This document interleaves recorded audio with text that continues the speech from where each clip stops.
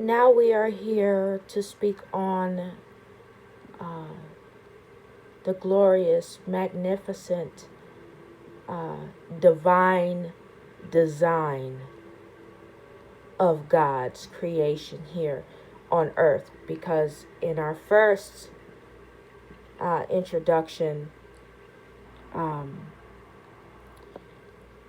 the focus needs to be on us, earth, and the creator of the earth. That is our responsibility. Our responsibility is to understand the tie, the connection,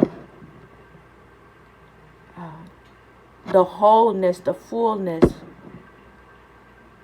of God's divine design.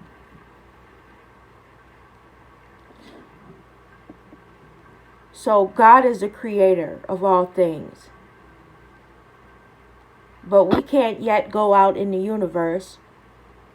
So we need to first understand where we reside right now, which is on earth.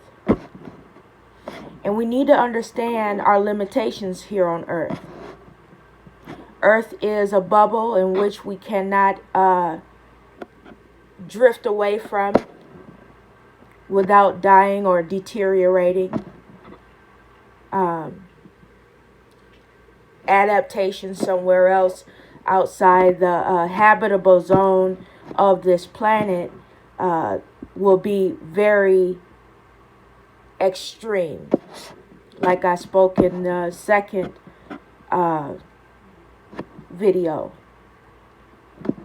So let me bring clarity to the understanding of the Lord God. Okay? He is the creator of all things. That means there is no way in our past, our present, or our future that we can create anything outside of what God had already created. We can't. So the sounds of our voice, the words that come out of our mouth, the mumbles that come out of our mouth, the hymns that come out of our mouth, the movements we make with our body, the flips, the athletic movements, the exercises, the structure of the bones, even if you get a disease where the bones start to create itself, it's still not outside of God's creation. There is nothing that we can develop, that we can speak, that we can see, that we can do that is outside of God's design. It's just, it never, ever can be, right? Because God is supernatural and we are only natural. And the natural cannot understand the supernatural unless you receive a gift that reveals what supernatural stands for, right? This planet, Earth, is a visual spirit, right? It's a visual spirit. Earth is floating in space. Now, we're not getting technical. We're not calling it gravitational pull or polarity or anything scientific.